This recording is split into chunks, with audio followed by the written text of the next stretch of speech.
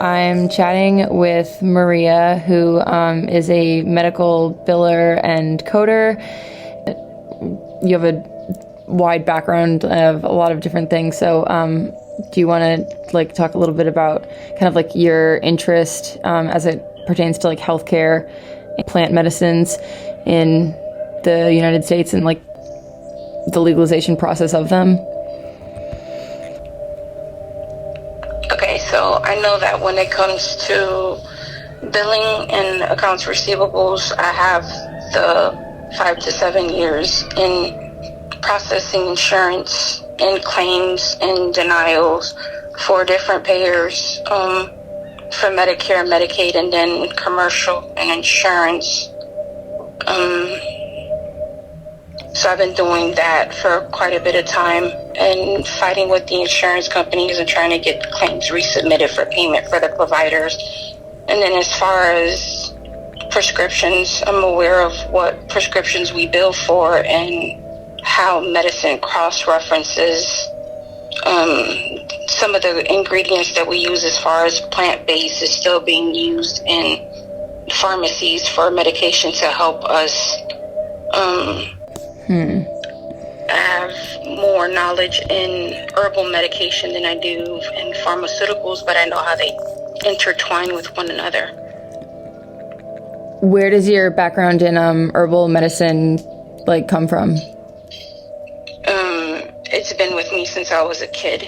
Certain things that I wouldn't want, or I would get ideas as a kid, and then I was always the geek in the library and researching and trying to figure out how come we could do it this way if we could do it naturally versus being medicated. And when you look up the side effects for medications, you see what it does to our physical body and causes other things, but then herbal doesn't give the same reaction that medication does. So I've always been in the books and reading and trying to compare what they're giving us versus what we can do naturally. There's so many, such a wide variety of plant medicines out there. It's kind of crazy to just imagine how they went from being, plants to something that's considered illegal. How do you make a plant illegal is just a kind of weird thing to think about sometimes. And now I feel like a lot of plant medicines are moving into the spotlight. It's important. It's are there any particular important considerations as that happens that should be considered by both providers and insurers or payers and patients? As far as what, merging the two? Yeah. I mean, honestly, if you're trying to merge holistic and medication as a unified union, that means that everybody would have to be on the same page and on the same accord as far as wanting to do the best for others and trying to be beneficial, actually honestly trying to do the good for the better of mankind versus trying to keep control and pocket all the money for themselves. I mean, do the bad outweigh the good or vice versa? Yeah.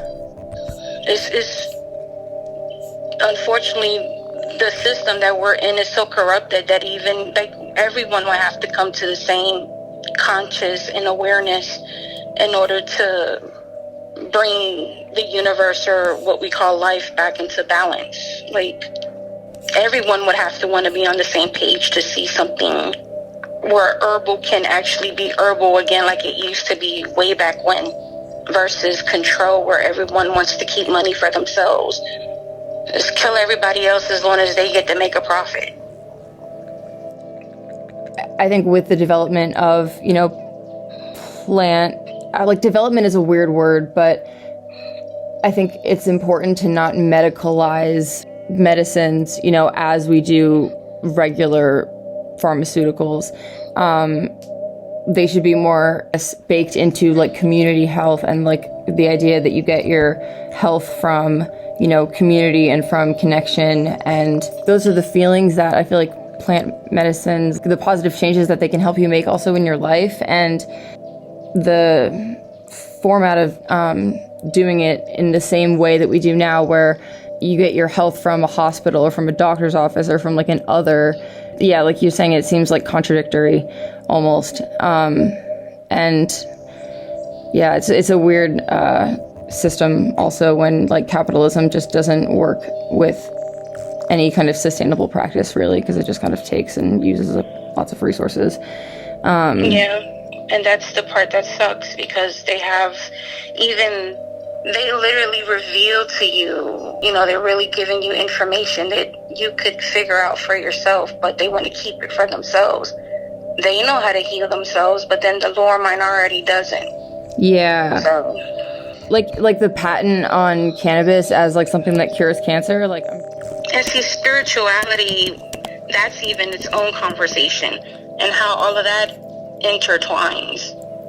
Because a lot of times cancer is just based off of certain things that we place into our physical bodies.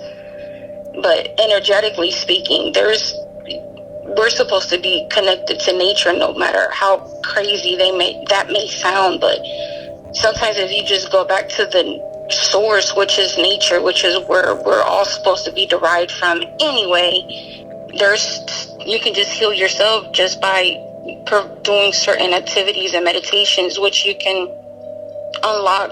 Your body's supposed to be able to heal itself, because if you go back and you read history, it explains that. It explains how the body was able to heal itself, and medications that were being given or certain ingredients that were being given, it hurts us more than anything else, and they know that, because that's why they give it to us anyway.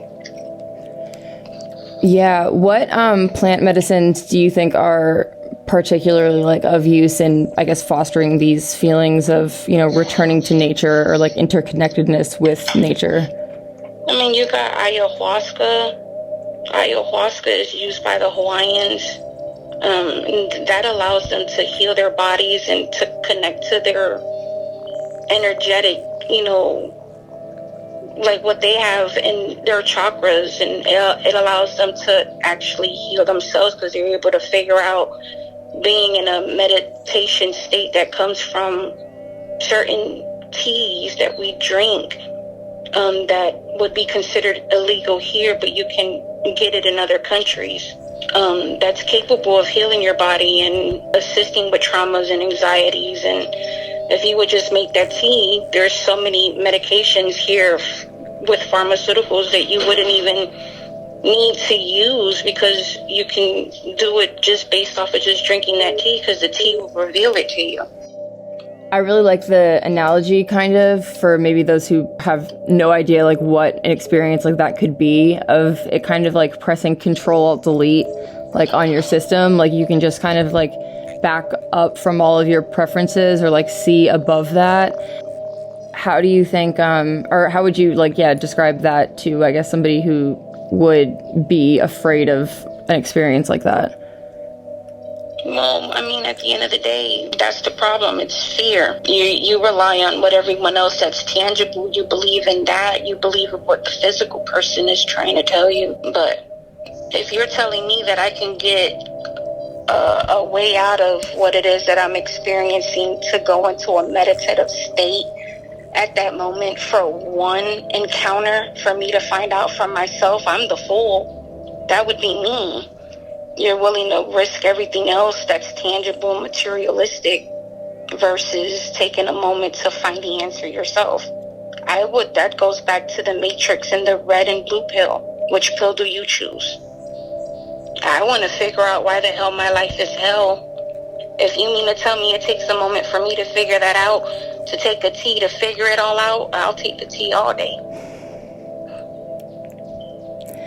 Yeah, they're pretty, it's pretty magical how I think we just have the receptors like in our bodies to have that kind of experience, and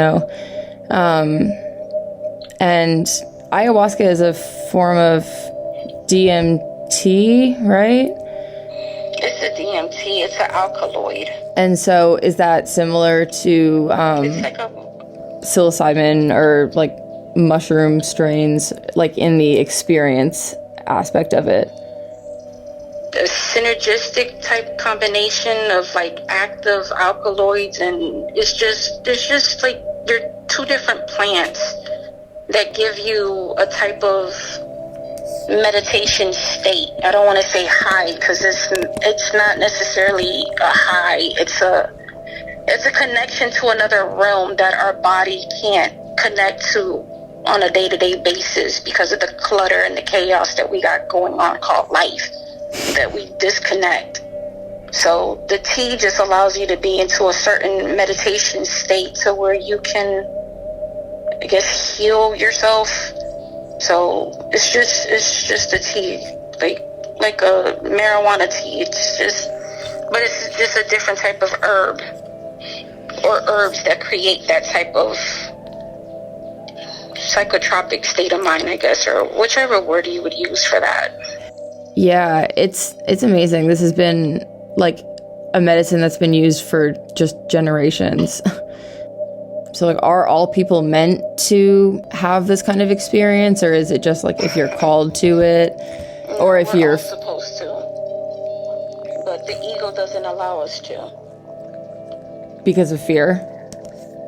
Pretty much. Fear of the unknown, fear of not being able to see something that's within the naked eye, being able to see past that, being able to trust your own self so that way you can find out your own answers. Yeah.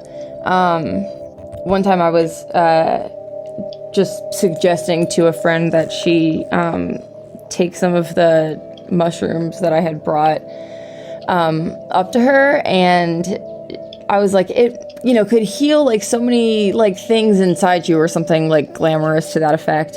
And she was like, but you know, I don't need to be, she was like, what if I don't need to be healed or like fixed? And I was like, okay, good point, I guess. But you know, what are your thoughts? That's the ego, and that's all it is. And I hate to say it, but you have your ego and you have your soul. And at the end of the day, and I hate to have to, because at the end of the day, it's like, oh, that's crazy. No, it's not. Because ignorance is going to make an ignorant ass comment such as that one. And the reason why I say that is because they use mushrooms as a coffee that you can sit there and drink on a day-to-day basis. That's completely different than what Americans, like here in the United States, give you. They give you Folgers, and they give you these beans that don't do anything but give you a brief type of caffeinated energy that gives you a crash effect, versus mushrooms coffee that you can make and do the same thing. It's a little bit more pricier, but it gives you natural energy. It gives you a natural, like regular, it regulates your system because it's mushrooms and it's good for you. And then it also promotes weight loss, but they don't want to tell you that, but they want to give you the other crap where you got to put a ton of sugar, versus mushrooms coffee. It has its own taste. It actually tastes really good. You know, it's just whatever. It's retarded. They don't want to educate you about the healthy things, and, you know, and then the ignorant want to stay ignorant. So then you're trying to tell them something that's good for themselves, but they're so, well, this is what this is what I was taught, and this is my upbringing, and this is that, but no one's going to research and find out stuff for themselves and figure out what it does for you. How does it benefit you? At the end of the day, can't nobody tell me how I feel about myself. I know how I feel. How do you feel? Yeah, I really like the phrase that RuPaul says, which is, other people's opinions of me aren't any of my business. You know, like, I've got too much going on, like, with realizing deeper of who I am, you know, to care about, like, other people's, because theirs is always going to be essentially projections of, you know, insecurities they may have within themselves or their own past experiences. And as our jobs as a collective, our jobs is to just teach who wants to listen. And whoever doesn't want to listen, you'll either figure it out now or you'll be having the same damn discussion with yourself in 10 more years. So see me in 10 more years and then tell me what your beliefs are then. Because I know why I'm free. Why aren't you? Some people want to know and some people don't. And at the end of the day, that's on you. That reminds me of the beginning of A Course in Miracles, the introduction, where it says, this is A Course in Miracles. This is a required course. Only the time that you take it is voluntary. Like, no matter, like, the timing in which you decide to do it is, like, up to you, but you're gonna do it no matter what on this, like, journey at some point. Do you think... I agree. Yeah. I agree. Do you think that ego deaths are real things? Say that one more time. Do you think that ego deaths are, like, real legitimate things that could somehow be brought into, like, the medical model? Oh, so they can tell us that we're all delusional? No. You got too many people in a hierarchy that won't control, and the collective will have to overtake the government for that to happen. I'm sorry. Yeah, like, if ego deaths were to happen, say, in the top levels of government, how do you think that would affect things? And then also, how would, like, essentially you medicalize something such as an ego death experience? So, in order for that to, like, everyone in that, pretty much, if there was 4 levels and different floors, everybody on that top level would have to, it would be a chain reaction. Yeah. Everybody would have to be on the same page, because if not, somebody else is going to try to overturn the other one for power. Do you think an abuse of power and an ego death cannot simultaneously exist? No, it can. Because, I mean, at the end of the day, all of our egos have to die in order for us to all awaken to make the right decisions. So it can all happen on one accord. It's just that it's like conflicting, because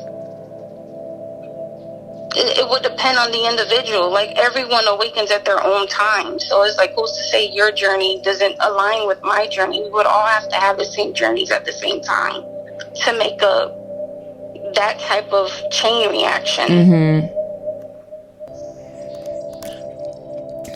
Crazy stuff to think about. I really often wonder, like, how this stuff, like, could or maybe will, like, develop as it's brought into the media, you know, and, like, pop culture and whatnot. Because as of right now, like, the portrayal of drugs in the media, I feel like, is always bad. But what do you think? Yeah, that's a whole nother topic, because there's so many people that use their gifts for bad, and so they can have what they want because they're for themselves for what they want. So it's just not everybody wants to be good. They want to one up on someone for gain. Yeah, it's tough. I've been reading or listening to this podcast about leaders in the psychedelic quote renaissance, being very hush-hush when women would, like, expose instances of sexual assault in any capacity in any of those kinds of environments, and that some of the, like, leaders of it had been kind of, like, hush-hush about it and not wanting that to, like, expose them. Because there's a lot of psychedelic integration, like, therapy training programs out there already for, like, people who want to be trained as therapists. You mean as far as, like, a paraprofessional, like, actually licensed for that? Yeah, like, or somebody who's already a registered therapist or licensed, then does a additional, like, training course with either any of the courses that exist right now. I know MAPS has one. Timothy Leary's son has one, Zach Leary, and Francoise Borzat. There's a lot of different training programs out there. And even though everything is still illegal, there are like therapists out there right now that are like certified in this.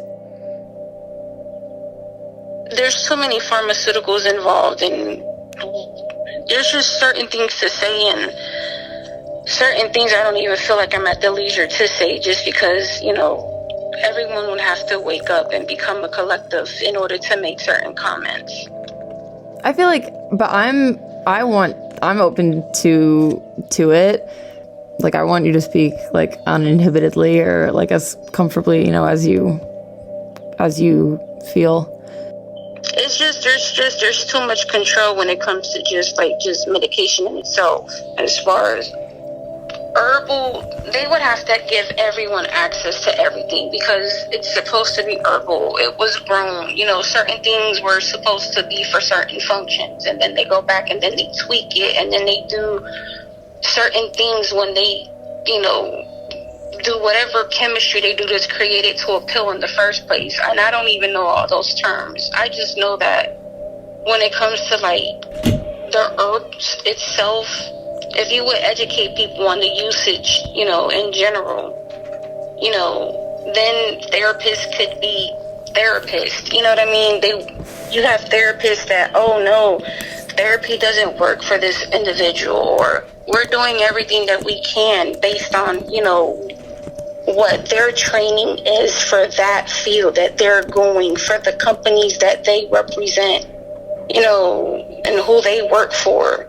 It would still have to, they would be under a license, and whoever they're licensed with, they still have control of what they can and can't reveal to their patients. Because they're still working for some type of licensure number, or, they can't say certain things where they can be terminated in their contracts that people don't read when they're hired. Or, they're not educated with certain things. You still aren't at the leisure to disclose certain medications to your patients, because you can be sued for that, because if something was to happen to that patient, that company is liable. So there's too many things involved in itself.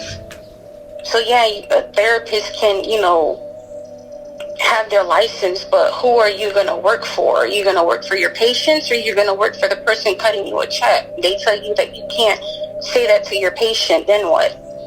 But you want to do the best for your patient, but sometimes they don't even be at leisure they can't speak about certain things because of what you're working for. It's against that company's policy. Again, everyone will have to be on the same page to understand how plants benefit us and what they can do for us. Well, I have a friend in Atlanta that told me his therapist is trained in this, and she is open to doing sessions with MDMA, I believe, and in those situations, she just asks the client to provide it themselves, and then she'll do a session with them if they provide the medication. But wouldn't that be considered a spiritual counselor and not a therapist? I'm confused. Yeah, I'm not sure. I guess. Does she have a disclosure that they have to sign? How does that work for her? Because it's she's still under. So it's a company that they practice for themselves, where their paperwork isn't linked to anywhere else. I'm confused. How does that work together? I guess it's just a licensed therapist who just has their own, either therapy practice or just as for, I don't want to say freelance, but self-pay patients though, correct? Yeah, probably, because they wouldn't. Maybe she could do their insurance for a regular therapy visit, but then it would be just undercover, I guess, I got that part of it. Well, I guess if you got in trouble, you would probably, worst case scenario, potentially you could get your license taken away, because it's not medicine that's been, quote, proved then by the, American Psychological Association or whatever. So I was just saying, I guess they're prepped and ready for that time banking on it does become legal. I mean, in the event that certain things were to become legal, that would be great. But again, it depends on the individual, because the way one person reacts might not be the same way the other person reacts. So it's just according to people actually. If things were just to go back to herbal in like certain ways, and they were to allow counseling for like actually counseling and like seeing what medications, and not medications, but what herbs those patients could utilize, and then, in the event that medication needed to actually be used because for some reason those herbs is not actually assisting with the meds, then I guess the pharmaceuticals would take place. It's just everyone would have to want to help people, so that way shrooms and marijuana and things that help other people, so that way they can feel better about themselves, whatever it is they're doing, that a herbalist can actually tell them, look, this is what you need, this is really what's going on, and being honest, so that way they can get the treatment that they need with just herbs and not with pharmaceutical stuff. Yeah. So like having pharmaceuticals be used as like a backup or like an, as needed thing, and, basically, just an overall return to plant medicine would be more sustainable for us and the planet. Pretty much, to me, in my opinion. Have you had any particular like plant medicine experiences that have shaped your life in any way? Yes. No, there's these things called Brazilian sticks. And, people spend like tons of money trying to, detoxify their blood and clean out their kidneys and, do certain things. And there's, a certain type of sticks that you can use, and you can just boil it and you get it from the root. And then, you drink it as a form of a tea, and that root has certain, enzymes and different things is inside that root that will clean out your blood and will do things for you. But here in America, and it's illegal, but you can go to a Brazil and you do it that way, But here, we can't use that here because it's considered illegal. But it's like $2 for sticks. Like, seriously. So wait, do these sticks produce like an ayahuasca-like effect?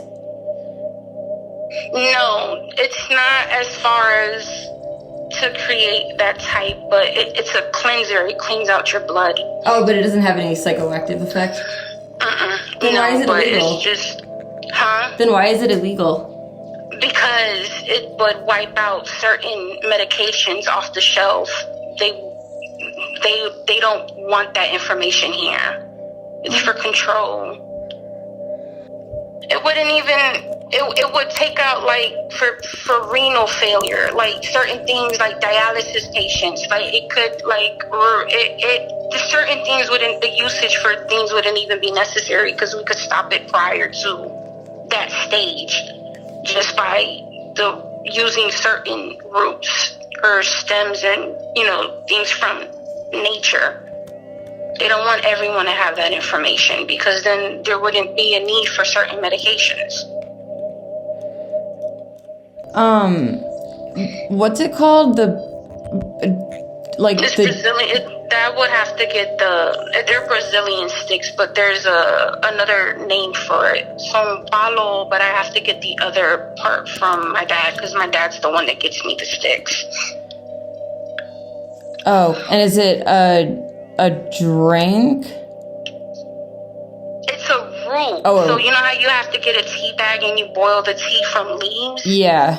Well, these are actually Brazilian sticks. They're sticks that you can find in Brazil. That the same way you find twigs, they're just Brazilian sticks. You boil it like a tea, and that's what its purpose is for. It's to clean the blood. So there are certain type of diseases that our blood gives us, like from hereditary, and you boil those sticks, and it'll remove those type of illnesses from what you get from your DNA, I guess you can say. It's not allowed. And there's things about my background that just my lineage, like my grandparents, they're Indians, and then, we're my grandmother's, she's a herbalist. My great grandmother, she was into herbs. So shamanism and the Druids and just different parts of Europe and just different things. Yeah, you're part Cheyenne American, right? Yes. I remember, you telling me that, and you sent me the Iroquois prayer of Thanksgiving as well. It was so nice. No. Your family has like experience with, did they all study like herbal medicine? Yeah, they do. Is that like a big part of, I guess, Cheyenne heritage? I can't speak on what they do. I can speak on what I do. My curiosities came later on. I grew up around it, but they didn't use it for what they should have been using it for. Like I said, you can use it for good and for bad. The things that I prefer to use is for good, to actually help people. And I don't affiliate. I learned on my own. But it's the same practice, but people use it for different reasons. So I don't follow their practice, but I know of what they do. But I use my practice to do good things, not to hurt people. Yeah, of course, and like to heal yourself. Right. And but it is in our practice, but I don't do I don't do it for the reasons why they do it for. Yeah. It'll be really interesting to see, like, how with some medications, like if MDMA, for example, is, it's scheduled to be legalized for use in therapy by 2023. And in the phase 3 clinical trials, 67% of the people no longer met the criteria for PTSD after their session. I think after either one session or 3 sessions. I'm really glad that, I guess, the veteran population is where that medicine development is being focused on, and not like, the general, like, suburbia regular public. At, Midtown Neurology, we worked a lot with like the VA and stuff, and I always like remember thinking like, wow, like I wonder like how, something like this would affect, just like, I don't know, our practice, or like I'm sure that we would like, know about it, or like hear about it, or like refer patients to it even, you know what I mean? I'm trying to, when you're saying, what's the acronym, what's the name for? MDMA, it's like Molly or ecstasy, pretty much. Like the chemical form of it is MDMA. Okay. Yeah, it's a kind of amphetamine actually, but sometimes people classify it in with psychedelics, even though it's methylene dioxymethamphetamine. It just like increases the like output of serotonin,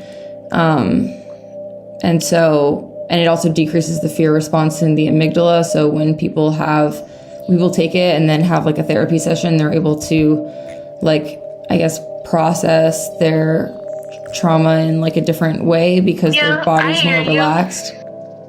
I think when it comes to, and again, that will go back to like therapy and counseling. Like if everybody was, I guess, evaluating that patient and seeing, how they can assist, because,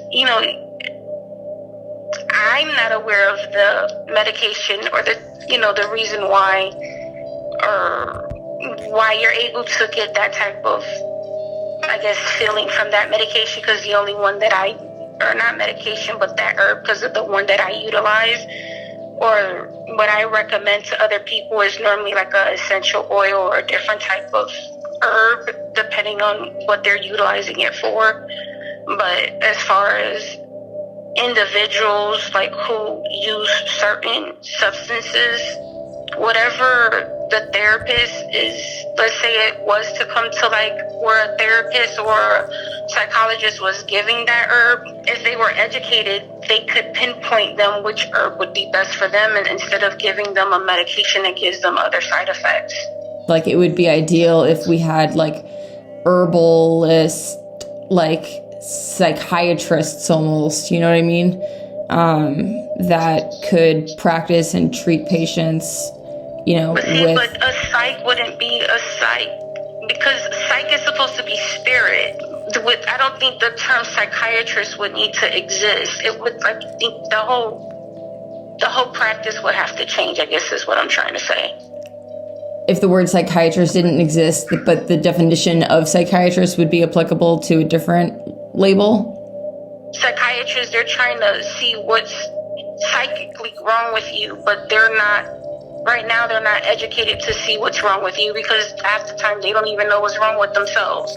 So if they were to figure out what the hell was wrong with themselves, then maybe they can actually educate and help other people figure out what the hell is going with themselves. Because if they can't relate to why they think that you're psychopathic, and they can't understand because they've never had a freaking life event ever happen to them, because they've been blessed with certain things so they can understand why you're depressed, and why be a psychiatrist? You can't help me with any of my problems.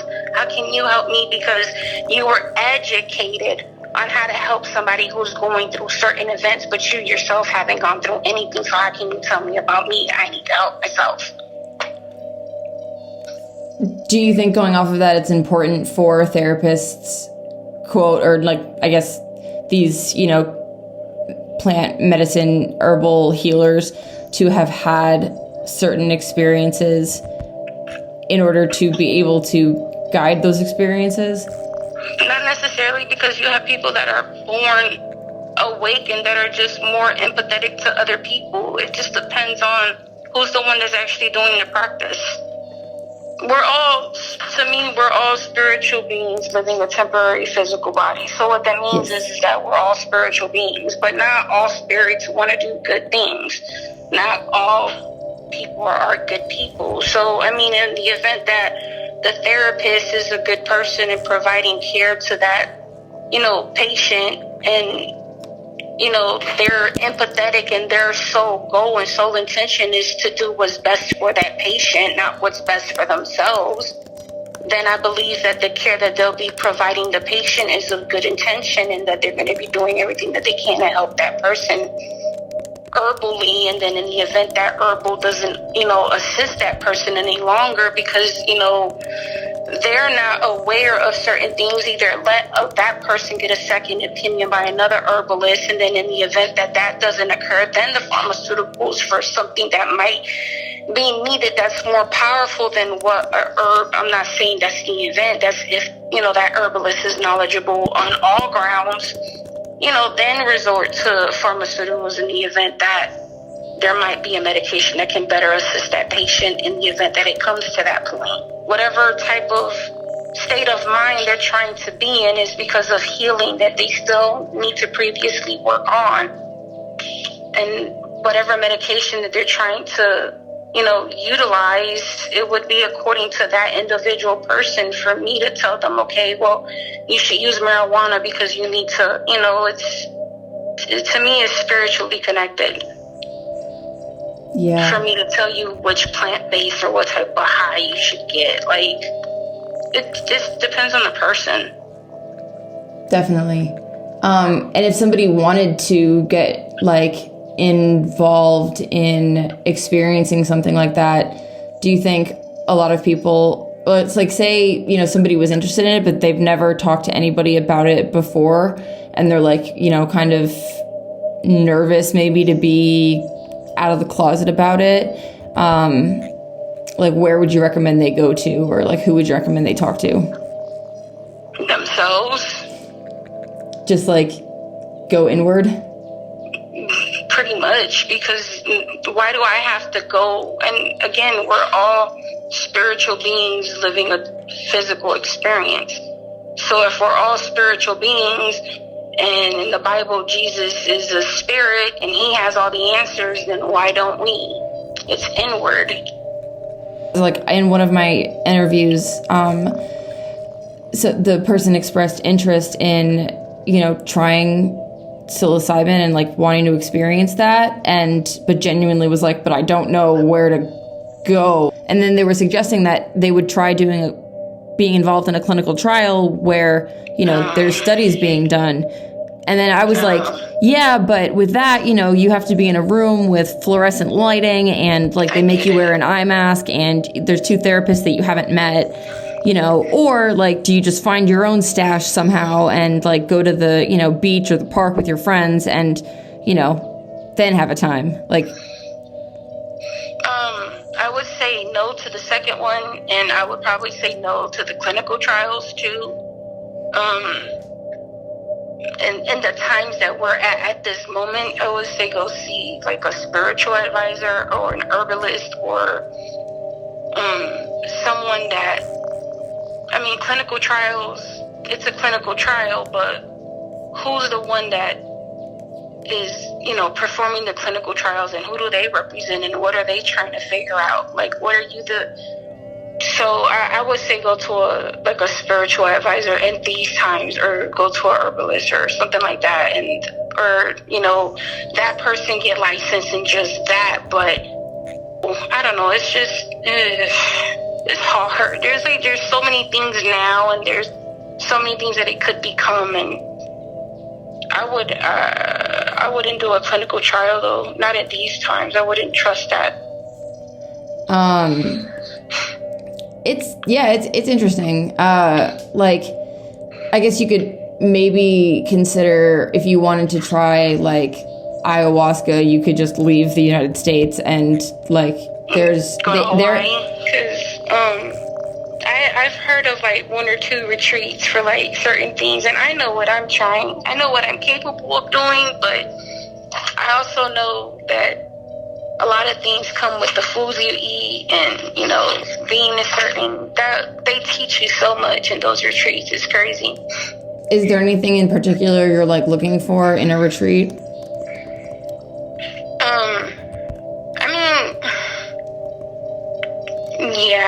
I mean, to be able to, I mean, you have like the mastery level of like inner peace, where everything just, you see everything clearly. Like, if you're, I don't know, where there is no shadows, like you can see through everyone. You know, it's just, they teach you so much to where everything's revealed. Yeah. So where you can find peace with everything, and to become, you know, in unison. And just that practice in itself is just, what they learn in those retreats is just awesome, because they can manifest everything that they ever, you know, desire to help other people, and, you know, do unto others, and good things will happen to you. And it's true. Would you want to talk with like an herbalist before going on one to like find out what kind of like plant medicine would be best for you, or do you have like a good idea of what you'd be looking for? Oh no, I have all the herbs and everything that I can think of myself. But like, if you were looking for like a psilocybin retreat, or like an ayahuasca, or peyote retreat or something like that. You said would I want to? I would want to.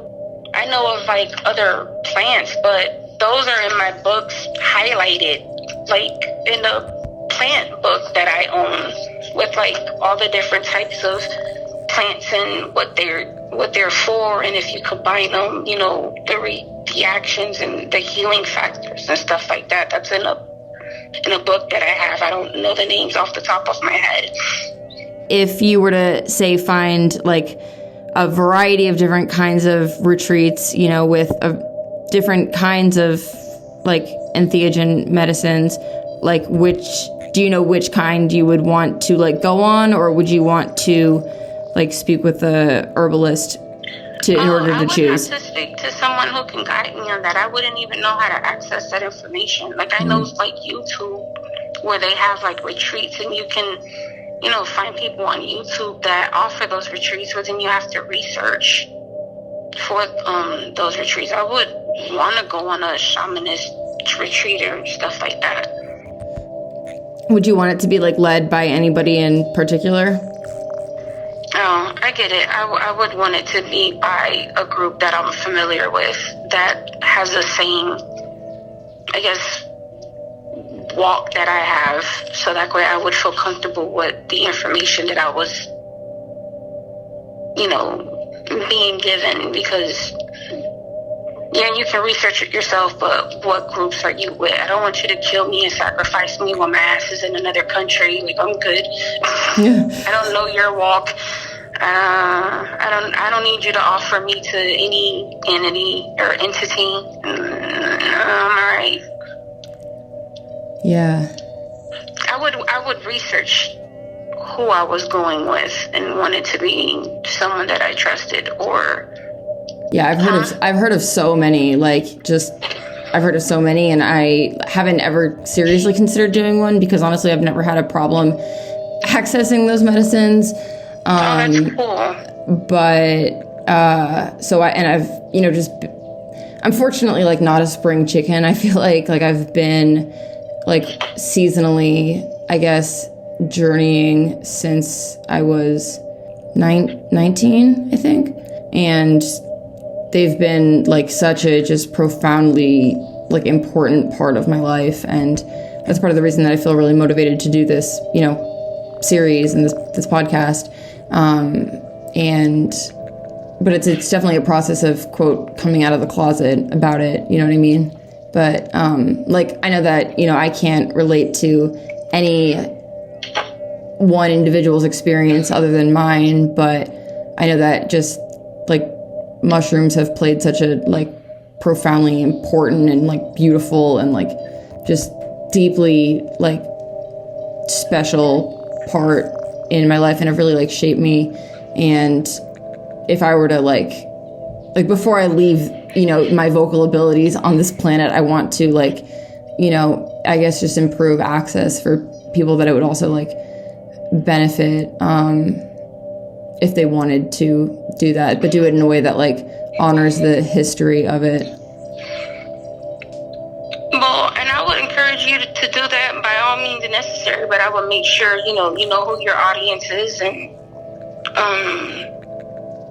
not only, who your audience is and, who you're doing it for, but, stick to the humble reason to why you're providing that service, and then finding another person that believes in, what it is that you're doing, and then, you guys come into that to where you guys are bringing the right individuals that are trying, that fall align with what it is that, that is done for you, because...